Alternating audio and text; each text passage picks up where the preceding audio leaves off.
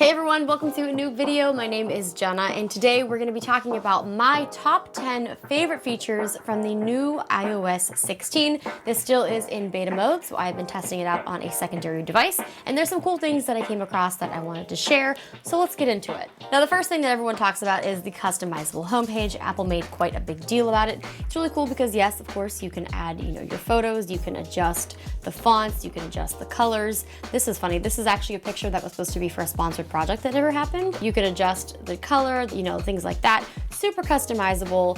You can have the black and white, which is actually pretty nice. It really makes the time and date stand out. They have all types of different things. You can pick different emojis. You can add your favorite emojis to your home screen. It's just a more customizable experience. The next thing we have is messages. You now are able to undo and edit messages. So I have up here a "Hey Justine, meet me at 11. Say I send it, and I'm like, oh wait, I messed up. You can just click it. I can either undo the send or I can edit it. And I'll be like, oh wait, no, 12. Meet me at 12. So then I, have corrected it. She said, well, it's 1 p.m. This is a test, Justine. See, I spelled her name wrong, so maybe I'm embarrassed. I can once again click it. I can undo the send. So it says here that I unsent a message and that she still may be alerted if that user is not on the same iOS as me. So that is something to consider. You're not really in the clear just because you hit that unsent option. If you're also like me and you're on your phone 24/7 and as soon as a notification pops up, I see it, I'm gonna know. Now, this next feature is absolutely awesome and one of my favorites. You can cut out subjects of pictures and send them in messages. So say, for example, somebody asks, hey, how's your dog? Yes, I could send this whole picture, or I can press it. It then has highlighted him. I can swipe out, go to messages, and drop this little doggo into the message, and then I can send. And honestly, I'm not gonna lie, I used this once for making a thumbnail on my YouTube. I didn't feel like messing with Photoshop, and I quickly did this, selected the subject, sent this as an image to my computer, and used it as a thumbnail. So just a little pro tip, if you're lazy like me and looking for shortcuts, it does a very, very good job. Another feature that has to do with messages is you can retrieve deleted messages. You can go to your messages. Here you can hit edit, and it will say show recently deleted. They will show your messages that have recently been deleted. Maybe you didn't want to delete a message, you want to get something back. You can now go there and get those messages back.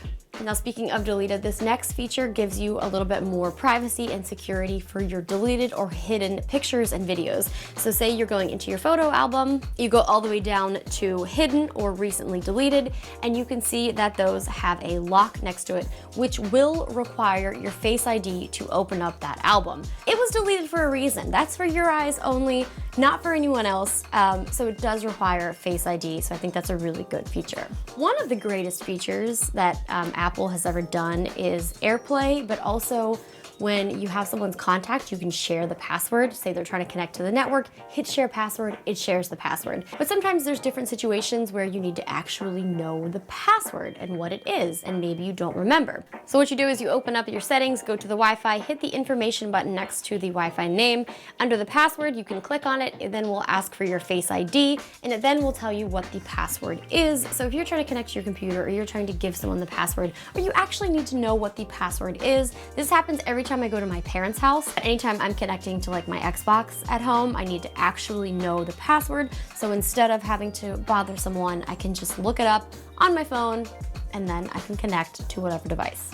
This next feature is also really convenient if you take a lot of pictures and some of them are duplicates. There's now an album with duplicates. So you can hit the duplicates button, and you see here I have a bunch of duplicates. You can merge them, or if you want, you can easily delete them. So I'm actually gonna hit merge. This is only gonna keep one video that combines the highest quality, and that way it will probably save on space and make my, albums less cluttered. Now, this next feature is really cool. You're able to convert things with using just your camera phone. So I have up my weather app on my other phone. Why, yes, I could just switch it, but I want to give it a little scan. Say I'm out in public somewhere, I'm in a different country, because, we over here use Fahrenheit and we're weird. So since this is in Fahrenheit, I can convert to Celsius. So obviously right here, it'll tell me the Kelvin, the Fahrenheit, and the Celsius. And this also works with currency. So say you're in a different country, you're shopping, it gives you the price of something. You can just scan it, convert to whichever currency you want to convert it to, and it will tell you what that currency is that you're asking for. This next feature is something that I think is extremely important, and I love that Apple added it. It is the safety check. What you do is you open up your settings, you go to privacy and security. You then can scroll down where there is the safety check option. This will allow you, if you need to quickly either manage your sharing and access and who has information to, maybe you share your location. You can either quickly revoke that access, or you can go and you can customize who has access to what. If it is an emergency, you can quickly hit this emergency reset. It will reset the access for all of the people and apps, and it'll allow you to review your account security. And last but not least, we now have the fitness app that is going to be integrated into the phone. I do have an Apple Watch, and I do use this for my fitness tracking, but not everyone has an Apple Watch. And now with the iOS 16, you don't necessarily have to, because you still can have access to the activity. So here I'm going to search for My Fitness. It can track steps, distance, as well as some other third-party applications. And you can still set a daily move goal, which normally was only a thing you could do with your Apple Watch. So now being able to have access to that without having to have any extra hardware, I think is a pretty cool addition. So those are just some of my favorite iOS 16 features. This is still in beta mode. This is a public beta. If you are looking to download it, make sure you back up your device, or recommended to use a secondary device if you can. Let me know in the comments what some of the features that you're excited about, what you're looking forward to, or if you've been using it, what is something that kind of surprised you? I was really surprised by how much I used the little like copy paste for the picture type of thing. Thank you guys so much for watching. There's going to be some more videos coming soon, so make sure to hit that subscribe button, and I will see you again next time.